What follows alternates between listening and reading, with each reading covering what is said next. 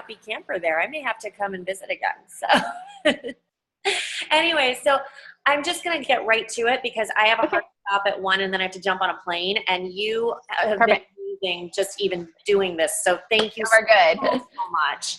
So the way I'm going to do it is I'm just going to jump in with your bio and, pretend like I know all about you, and then ask you, I know, I love it. And then ask all of the questions that you saw in your in your questionnaire anyway. So it's not going to be a shock. And then as far as the gift, like I said, I'll just say, we're going to send you a surprise. Yeah, of course. Thank you so much for doing it. And I'm just trying to knock out all of the interviews like in the next 2 weeks or so I can really get to the work part of it. So thank you so much. Okay. No worries. Cool. So I have to look professional. All right. Hi, and welcome to another interview of our social media quick start. I've got Holly Homer here, who runs Kids Activities blog and the mega popular Quirky Mama Facebook page with over 2 million fans. She writes about blogging and social media strategies at hollyhomer.com and is the author of 2 books. Holly is a work-from-home evangelist who built her business from her living room, and amid the chaos of raising three boys, she and her husband met their goal last year of retiring him from a very stressful job as a physician to join her company. So that's, congratulations. That's great. Yeah. It's so cool. Really cool. So what is he doing for you now? So, and it's now our company. But he has always done my accounting and that kind of stuff because I'm terrible at that. And so we actually get paid for things we do now. And then the other thing is he does all my video and video production, whether that be live video or produced video. Got it. That's so cool. And congratulations on that. That alone is a huge feat. Oh, it's so amazing. And our life is just so much less stressful when we're all working towards the same goal. It's just amazing. Absolutely. Absolutely. So how did you know that you were destined to become an entrepreneur? It kept happening to me. You were supposed to do it when you can't not do it. And that's really, and I love, people, oh, you're so lucky, or, oh, you're so this. No, I have failed. I don't even haven't counted, but I probably have 35 failed businesses in my past, so there was no luck. I guess it was you keep playing, eventually something will stick, but, there's no luck involved, as anyone knows who's an entrepreneur. It's a lot of hard work, but it's stuff that you're passionate about, so it doesn't seem like work as, on most days. That's amazing. That's amazing.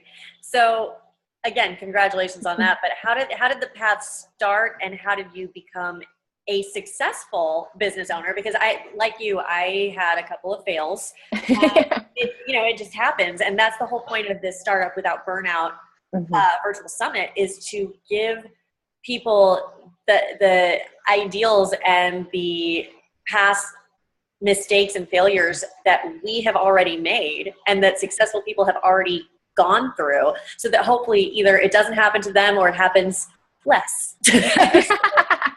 I know. Although, I just think failure is the cheapest education out there. You can't buy that kind of experience. So I'm kind of a failure junkie to a certain extent because that is the fastest path to knowledge, is just getting out there and sucking at it. Which is, embrace failure. So I'll say that out there. But on the other hand, of course, nobody makes money from massive failure. So there has to be a point where you turn that around. And I think that one of the things I would say to someone who's starting out or who is in the middle of this early stages of entrepreneurship and whatever that looks like, is that number one, you have no idea what that's going to look like in 2 months, 6 months, a year, 2 years down the road. You don't. And so if you are if you have it on a whiteboard where you're going to be in 2 months, where you're going to be in 6 months, that is awesome that you have that planned out, but you will deviate from that. And sometimes it will be a deviation of about 100%. And so, but if you know that, then you know you're making progress, even if you're not hitting those points. And you just, that little bit of going. So for me, I had no idea what this looked like. In fact, I still don't know what this looks like today, as far as what this looks like in 2 months or 6 months in a year. I just know that I'm taking steps every day. I'm taking steps every day that make sense to me today when I look at where I have no idea where this will be. But I'm just using, my experience to make choices every day that I think just keeps momentum going. And I think that's important. I mean, obviously I make my living off the internet, which, 15 years ago was not even a thing, as far as a full-time income. So unless you're a tech company, and so that's the space I live in. If you have a more concrete idea that has more concrete posts, of success along the way, then you may not deviate as much as I do, but I would embrace the deviation, because that's always going to put you at the forefront of learning, and you'll be ahead of your peers that are following that 2 month, 6 month, 12-month plan. I love it. And it's so true too, because when you're looking at that whiteboard, because I've had a whiteboard, I got rid of the whiteboard. I mean, 2 years ago, I was like, no. But it's rings true, especially for when you do something authentic that makes sense to you at that time and wants to move. Absolutely. So obviously we know how you were destined to be the entrepreneur you are, because you couldn't say no. Basically, you're a glutton for punishment, which I think a lot of our viewers probably are. And there's not it's not necessarily a bad thing or a good thing. It is just who we are. So it's nice to see that, and it's nice to have that connection, especially from a female being interviewed, because up until now we have been interviewing a lot of guys, so that testosterone has been up there. So it's nice to have that very clear approach. And how long did it take you to hit your first 6 figures? Because obviously you're there. I mean, you were able to retire your husband from physician. Yeah, so it was an interesting situation for my because I didn't start this to make money. I started a blog because I had a idea, and it was like a hobby. And so, I just kept going at it because I love to do it. And then I started seeing, and I mean, I started a blog 9 years ago, and, kind of a traditional mom blog before there was such a thing, before it became uncool, and then it became kind of cool. I don't understand this whole cycle that I've been on, but I started that, 9 years ago, before it is just a hobby. And literally I didn't even know what I was doing. I had no aspirations. I was at home as a stay-at-home mom with 3 boys under the age of 5. And so I was just looking for an outlet, a creative outlet, kind of to tell my story, to post pictures literally on the internet so that I didn't have to print them out and send them in the mail. So that's why I started. And then as I started seeing people reading my blog and beginning a community, around my blog and, on the internet, I started realizing how valuable that was to me. And then as that kind of started reaching offline, I started seeing, there is a monetization option here. I just couldn't figure out what it was. And that's where a lot of those early failures came in, is I would try things and realize it was too early. I was doing more education than making money. And I think that's one thing we have to be okay with. I've had several of the most brilliant business ideas in the history of the internet. And they have failed miserably. I'm just saying, they're really good ideas. And they failed miserably because of the timing. And I think that's another thing. It wasn't a bad idea. In fact, there's people making, large companies making a living off of that idea now. I was just wrong time, wrong place, not enough resources to make that work at the time. Sure. And so that's where I really encourage you to just keep putting one foot in front of the other in whatever makes you happy, makes sense to you, you're passionate about, because at some point there is a momentum to that. And for me, it was stuff that nobody like was doing at the time before. And, you know, and now we're just starting to get going here. So I'm okay with being that person that fails at it, even though it's a good idea. I'm okay with being that first person who's learning on the job, and failing in front of people, because quite honestly, in 2016, that's called authenticity. So bottle it up and sell it. So, you know, and that's what's really funny about the age that we live in is people are searching for that honesty, that authenticity in every business. And so if there's a way that you can, you know, use what you're going through to promote whatever you're doing, that's going to always put you ahead of everybody else in your field. So now what's your background as far as, because it's not, it wasn't 9 years ago being a stay-at-home mom. And, right. You know, I can tell that just by talking to you for 5 seconds. This is not the dream right there. And then all of a sudden you made amazing steps and strides. Yeah, so I have my master's degree in physical therapy. I specialized in chronic pain. So I worked for basically 9 years while my husband, you know, went to finish medical school, did internship, went to residency, and then went on to Air Force. We were in the Air Force for a while. And so like while like I was the sole breadwinner for our family, and our family was just him and me at the time, for those first, you know, 10, 11 years. And I always said, you know, as soon as you get a paycheck, you know, I'm going to stay home and we're going to have kids.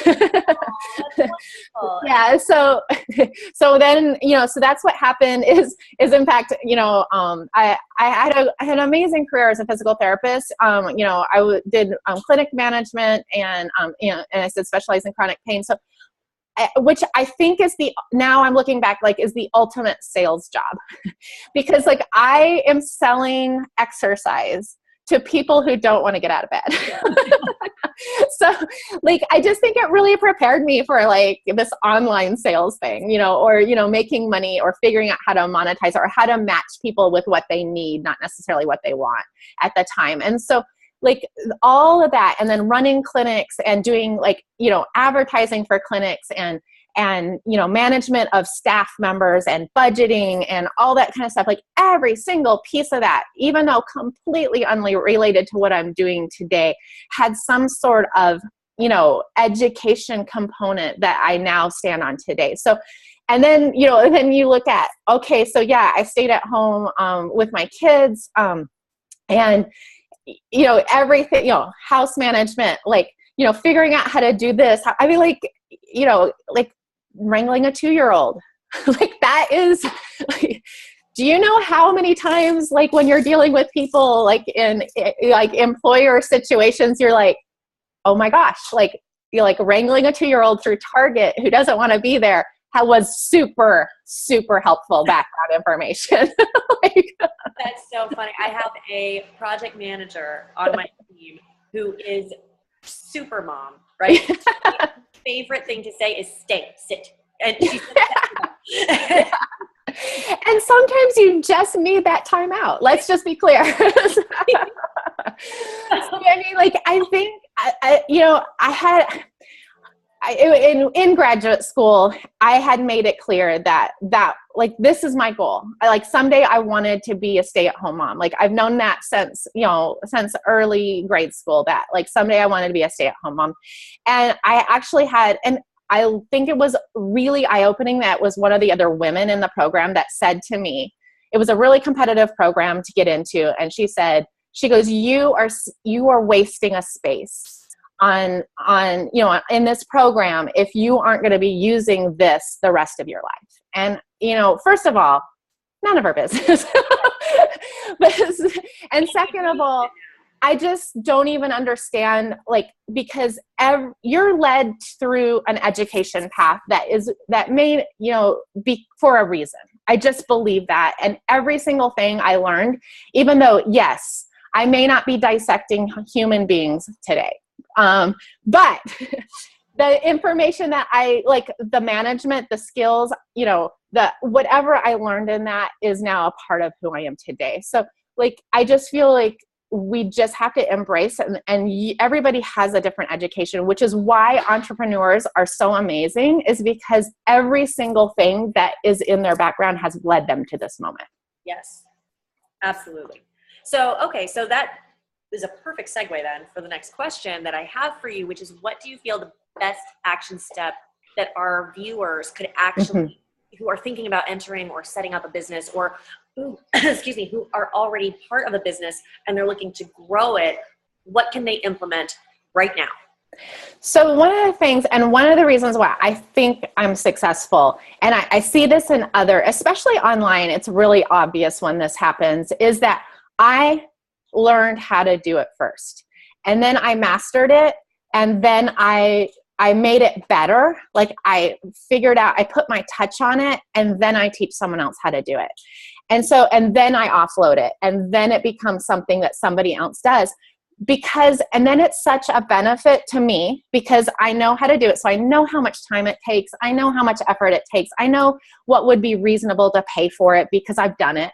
I know, like if it's taking 3 times as long, either that person's not a good fit for that job, or they're scamming me. I mean, like, and there is that out there.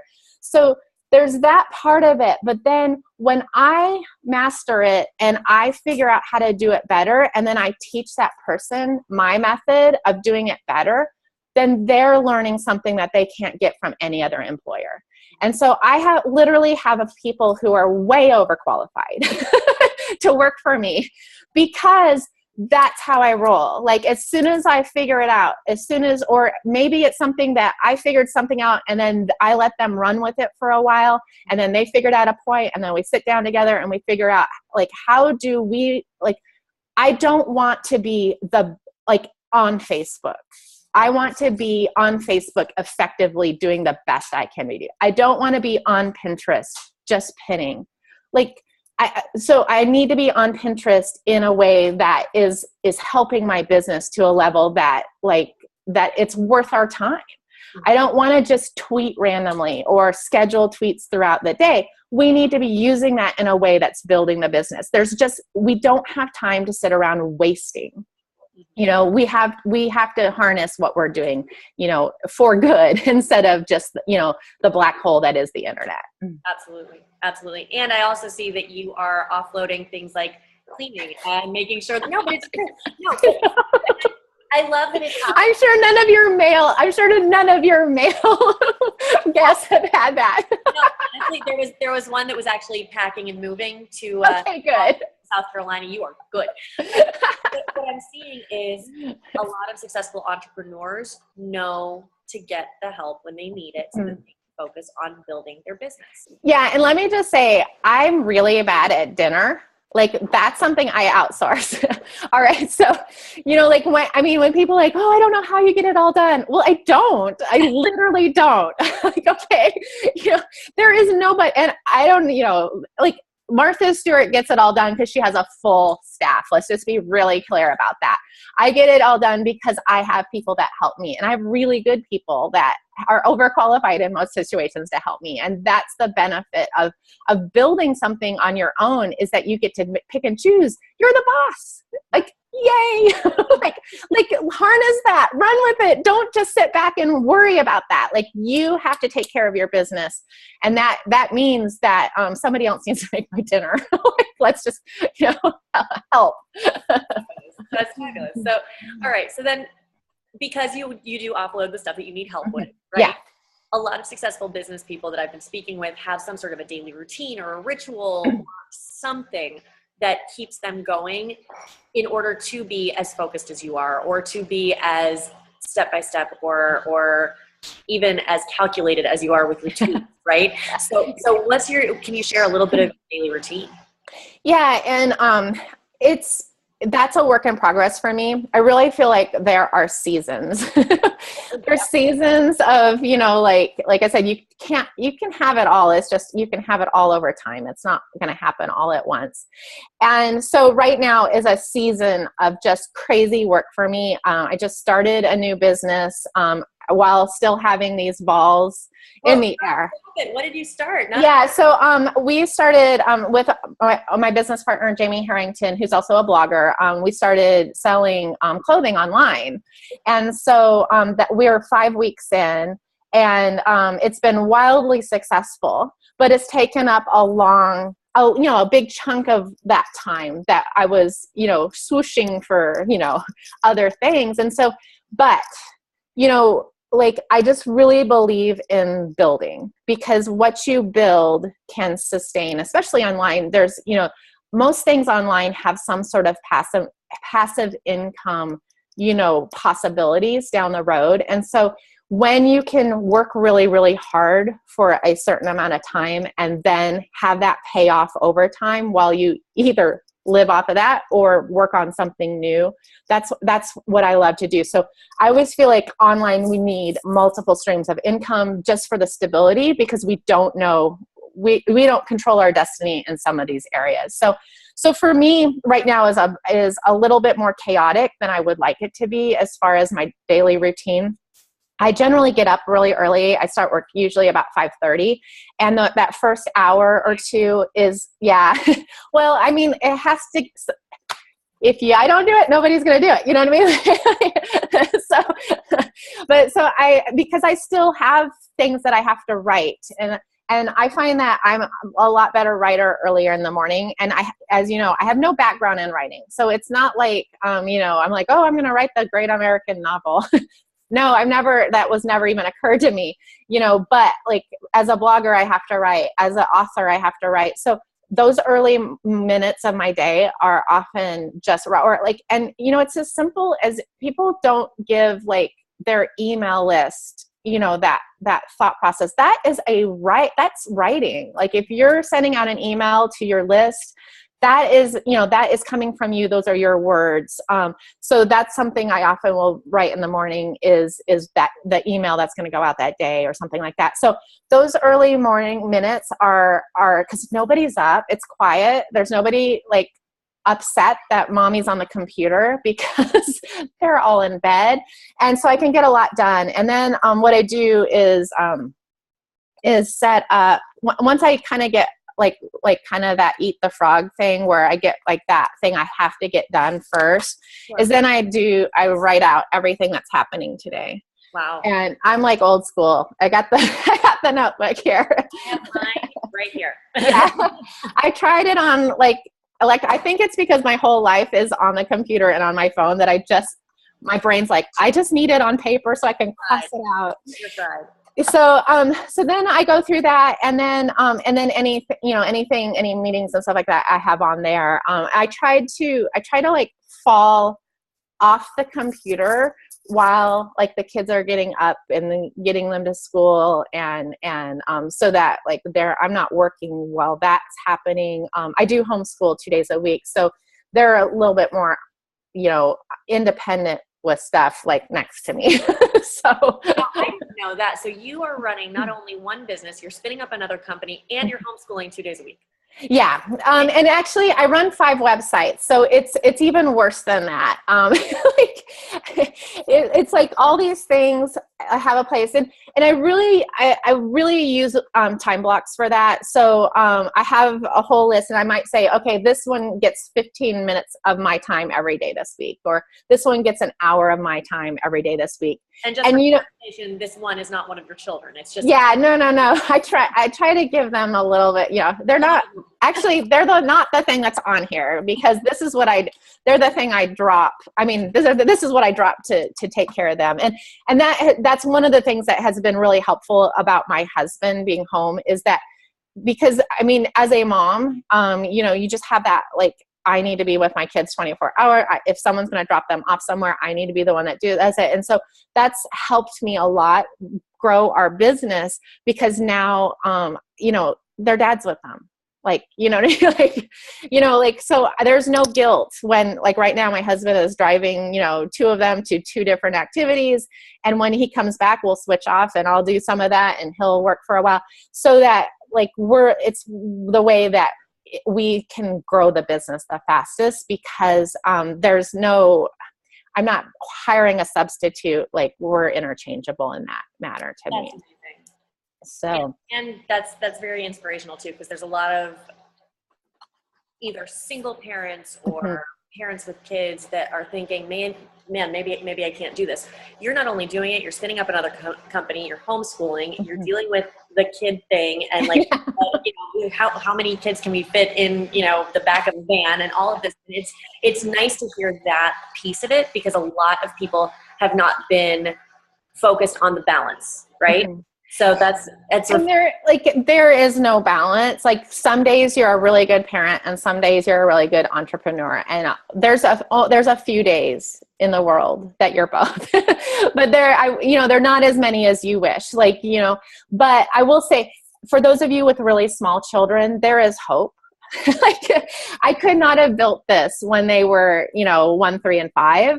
But right now they're 10, 13, and 15. And so guess what? If they want to make extra money, I have a job for them, or if they want to do X, Y, or Z, I have a job for that. And that's that, like we talked about, kind of that having it all. There are times if that family and that business need to mush together, then you might grow that business a little slower while that family needs that help. And then but everything you do, even if it's just a tiny bit all along those early days, are going to make you so much smarter and build faster when you have the time and energy and the ability. Like, there's just sometimes in your life that you're like, circumstances, are shutting you down, but that doesn't mean that the business stops or the planning for the business stops. It means that it just slows, or it's more in your head than maybe on the computer. Absolutely. And I get that. So just because we are coming to the end of our time already, which, I could talk to you all day. No. I know that you are giving an amazing gift to our viewers, and we're going to keep that as a surprise as well tonight. You'll get it in a link later on this evening. Yeah. But if you could tell our viewers only one thing to grow their business and to prevent burnout. Yeah. So I think, I feel like, everybody knows they need to be online, but that's like, you need to be online. You need to be online. Your business needs to be online. I think that's that's like saying, you need to visit Europe. All right, that's a big place. What do I need? What do I actually need to see? What do I actually need to do?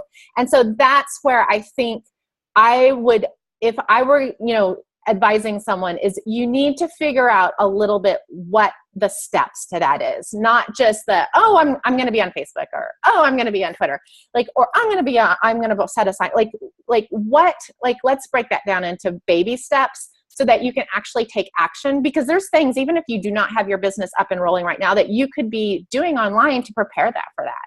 And what does that look like? And so that's kind of what this big secret will revolve around a little bit, as far as trying to figure out a clear idea of what does that mean for your company, and then let's set up how to make that happen. Perfect.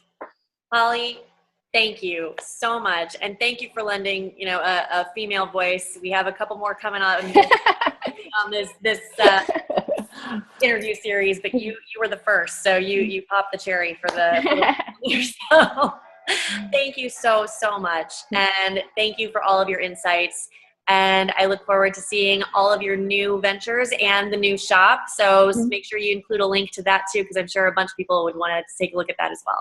That sounds great. Thanks so much. It was so much fun. Absolutely. Talk to you soon. Bye. Bye.